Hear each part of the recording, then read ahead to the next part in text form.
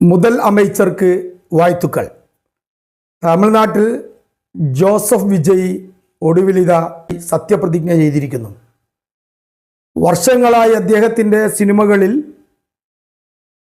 ഒരു ഗ്രാമത്തെ, ഒരു സമൂഹത്തെ, ഒരു രാജ്യത്തെ, ഒരു നാട്ടിനെ രക്ഷിക്കുന്ന ഒരു സൂപ്പർ സ്റ്റാർ അതിഭാവുകത്വമുള്ള നായകനെ അവതരിപ്പിച്ചുകൊണ്ട് വളരെ കൃത്യമായ രാഷ്ട്രീയം അതിനിടയിൽ കലർത്തുകയും അതിനനുസരിച്ചുള്ള ഇതിവൃത്തങ്ങൾ ഉണ്ടാക്കി സിനിമകൾ നിർമ്മിക്കുകയും അത്തരം സിനിമകളിൽ അഭിനയിക്കുകയും ചെയ്തുകൊണ്ട് തമിഴ്നാട് രാഷ്ട്രീയത്തിൽ കൂടി അവരുടെ ഒരു ബോധമനസ്സിനെ കൊണ്ടുവരാനുള്ള ഒരു ശ്രമമായിരുന്നു കുറേ വർഷങ്ങളായി വിജയ് നടത്തിയതെങ്കിൽ ആ ഒരു സിനിമയുടെ വിജയത്തോടൊപ്പം തന്നെ വിജയ് എന്ന് പറയുന്ന ഒരു നടൻ സ്വപ്നം കണ്ട, ആഗ്രഹിച്ച, അദ്ദേഹത്തിൻ്റെ സ്വപ്ന സാക്ഷാത്കാരം എന്ന് പറയാൻ പറ്റുന്ന തരത്തിലുള്ള മുതൽ അമൈച്ചർ പദവി അദ്ദേഹം 2 ദിവസങ്ങൾക്കകം സത്യപ്രതിജ്ഞ ചെയ്ത് തമിഴ്നാടിൻ്റെ മുഖ്യമന്ത്രിയായി മുതൽ അമൈച്ചറായി മാറിയിരിക്കുകയാണ്.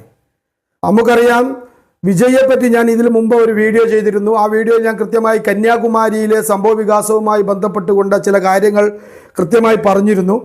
ഒരു കൃത്യമായ ഒരു രാഷ്ട്രീയക്കാരനാവാനോ ഭരണാധികാരിയാവാനോ പൂർണ്ണാർത്ഥത്തിൽ വിജയ് പക്വതപ്പെട്ടിട്ടില്ല, പാകതപ്പെട്ടിട്ടില്ല എന്നതായിരുന്നു എൻ്റെ നിഗമനമെങ്കിൽ, നിഗമനങ്ങൾ ശരിയാണോ തെറ്റാണോ എന്ന് മനസ്സിലാക്കാൻ ഇനിയും മാസങ്ങളോ വർഷങ്ങളോ വേണ്ടിവരും.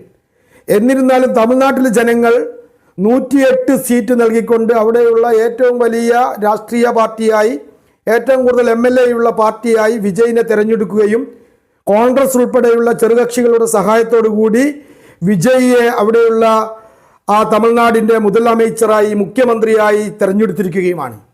അദ്ദേഹം വളരെ കയ്യടി നേടുന്ന തരത്തിലുള്ള പ്രസ്താവനകളും പ്രഖ്യാപനങ്ങളുമാണ് സത്യപ്രതിജ്ഞാ വേദിയിൽ പോലും നടത്തിയത്. അതോടൊപ്പം തന്നെ ഇന്നലെ അതികായകന്മാരായ രാഷ്ട്രീയ പരിചയമുള്ള സ്റ്റാലിൻ ഉൾപ്പെടെയുള്ള നേതാക്കന്മാരെ, വിവിധ പാർട്ടികളിലെ നേതാക്കന്മാരെ പോയി കണ്ട് ആശീർവാദം വാങ്ങി, തമിഴ്നാടിൻ്റെ കയ്യടി വീണ്ടും വാങ്ങി, ബസ് സ്റ്റാൻഡുകൾക്ക് അടുത്തുള്ള, അതോടൊപ്പം തന്നെ ആരാധനാലയങ്ങൾക്കടുത്തുള്ള, വിദ്യാഭ്യാസ സ്ഥാപനങ്ങൾക്കടുത്തുള്ള ടാസ്മാക് എന്ന് പറയുന്ന അത്തരത്തിലുള്ള മദ്യശാലകളായ 717 മദ്യശാലകൾ അടച്ചുപൂട്ടാൻ 2 ആഴ്ചകൾ കൊണ്ട് തന്നെ അടച്ചുപൂട്ടാനുള്ള ഉത്തരവിട്ടിരിക്കുകയാണ് ജോസഫ് വിജയ്. വളരെ സാധാരണക്കാരനെ ബാധിക്കുന്ന, സാധാരണക്കാരന് വളരെ സന്തോഷം നൽകുന്ന ഒരു ഉത്തരവ് തന്നെയാണ്.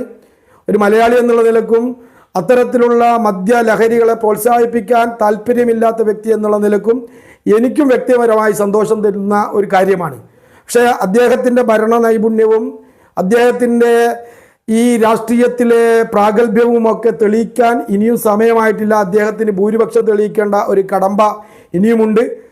1 മാസം കൊണ്ടോ 2 മാസം കൊണ്ടോ 6 മാസം കൊണ്ടോ 1 കൊല്ലം കൊണ്ടോ അദ്ദേഹം വളരെ ഗൗരവകരമായ തരത്തിൽ ഒരു നല്ല രാഷ്ട്രീയക്കാരനും വലിയ ഒരു ഭരണാധികാരിയായി മാറി എന്ന് വിലയിരുത്താൻ സമയമെടുക്കും. ഏതായിരുന്നാലും 1-2 വർഷങ്ങൾ കാത്തിരുന്നാൽ മാത്രമേ അദ്ദേഹത്തിൻ്റെ ഭാവി എങ്ങനെയാണ് എന്ന് മനസ്സിലാക്കാൻ സാധിക്കുകയുള്ളൂ. സിനിമയുടെ അതിഭാവുകത്തിൽ നിന്നും ഭാവനകളിൽ നിന്നും താഴോട്ട് വന്ന് മണ്ണിലേക്ക് ഇറങ്ങിക്കൊണ്ട് മണ്ണിലെ മക്കളുടെ പ്രശ്നങ്ങൾ മനസ്സിലാക്കിക്കൊണ്ട് നടക്കുന്ന ഒരുപാട് കാര്യങ്ങളാണ് അദ്ദേഹം പറഞ്ഞിരിക്കുന്നത്. അവിടെയുള്ള കല്യാണം കഴിക്കുന്ന പെൺകുട്ടികൾക്ക് പട്ടുസാരിയും 1 പവൻ സ്വർണവും, അതോടൊപ്പം തന്നെ അവിടെയുള്ള ഓരോ വനിതകൾക്കും മാസത്തിൽ 2500 രൂപയും ഒക്കെ കൊടുക്കും എന്നുള്ള വാഗ്ദാനങ്ങൾ നിറവേറ്റാനുണ്ട്. ഇത്തരത്തിലുള്ള വാഗ്ദാനങ്ങളൊക്കെ നിറവേറ്റുമ്പോൾ ആ സംസ്ഥാനത്തിൻ്റെ സാമ്പത്തിക ബാധ്യതകൾ അത് നടപ്പിലാക്കുമ്പോഴുള്ള പ്രയാസങ്ങളൊക്കെ തരണം ചെയ്യേണ്ടതായിട്ട് മുതൽ അമൈച്ചർ വിജയിനുണ്ട്. എങ്കിലും ഈ പ്രശ്നങ്ങളൊക്കെ പരിഹരിച്ചുകൊണ്ട് മുന്നോട്ട് പോകുമ്പോൾ മാത്രമേ അദ്ദേഹത്തിൻ്റെ അതിനുവേണ്ടി സമാനമായ രൂപത്തിൽ രാജ്യത്തിൻ്റെ അല്ലെങ്കിൽ സംസ്ഥാനത്തിൻ്റെ സാമ്പത്തികമായ വരുമാനം വർദ്ധിപ്പിച്ചുകൊണ്ട് ഇതിനെയൊക്കെ മറികടക്കാനുള്ള സാമ്പത്തിക സ്ഥിതി ഉണ്ടാക്കിക്കൊണ്ട് സാമ്പത്തിക അസ്ഥിരതയില്ലാതെ, ഭരണ അസ്ഥിരതയില്ലാതെ ഘടകകക്ഷികളെയൊക്കെ ഏകോപിപ്പിച്ചു കൊണ്ടുപോയി ഈ ഭരണം മുന്നോട്ട് കൊണ്ടുപോകുമ്പോൾ 1 വർഷമോ 2 വർഷമോ 3 വർഷമോ മാത്രം കഴിയുമ്പോൾ മാത്രമേ ജോസഫ് വിജയ് എന്ന് പറയുന്ന രാഷ്ട്രീയക്കാരനെ, ഭരണാധികാരിയെ അളക്കാൻ നമുക്ക് സാധിക്കുകയുള്ളൂ. ഏതായിരുന്നാലും ഈ 3 ദിവസങ്ങളിലുള്ള അദ്ദേഹത്തിൻ്റെ പെർഫോമൻസിനെ നമ്മൾ അനുമോദിക്കുക തന്നെ വേണം.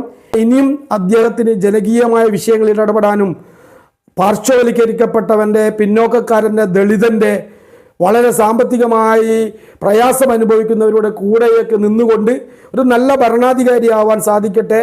ദ്രാവിഡ രാഷ്ട്രീയത്തിനപ്പുറം അവിടെ മറ്റൊരു രാഷ്ട്രീയം വളർന്നു വരുന്നതോടൊപ്പം തന്നെ ഫാസിസത്തിൻ്റെ വലിയ പ്രയാസങ്ങളെ, ഫാസിസത്തിൻ്റെ നീചമായ പ്രവർത്തനങ്ങളെ, ഫാസിസത്തിൻ്റെ കടന്നുകയറ്റത്തെ കൂടി തടഞ്ഞു നിർത്തിക്കൊണ്ട് അദ്ദേഹം കേന്ദ്രത്തിൽ നിന്നും നരേന്ദ്രമോദിയെ സ്തുതിക്കുന്ന തരത്തിലുള്ള അല്ലെങ്കിൽ അദ്ദേഹത്തെ പ്രീതിപ്പെടുത്താനുള്ള പ്രവർത്തനങ്ങൾക്ക് പകരം സാധാരണക്കാരൻ്റെ ഏറ്റവും താഴെത്തട്ടിലുള്ള ക്ഷേമ പ്രവർത്തനങ്ങൾക്ക് മുൻകൈയെടുത്തുകൊണ്ട് വളരെ ഗൗരവപൂർവം രാഷ്ട്രീയത്തെയും ഭരണത്തെയും കണ്ടുകൊണ്ട് ഘടകകക്ഷികളെ ഏകോപിപ്പിച്ചുകൊണ്ട് മുന്നോട്ട് പോയാൽ മാത്രമേ അദ്ദേഹത്തിന് ഇനിയും മുന്നോട്ട് പോകാൻ സാധിക്കും. അതിന് സാധിക്കട്ടെ. അങ്ങനെ സാധിക്കണം എന്നുള്ള ഒരു നിരീക്ഷണത്തോടെ വീഡിയോ അവസാനിപ്പിക്കുന്നു. നമസ്കാരം, നന്ദി.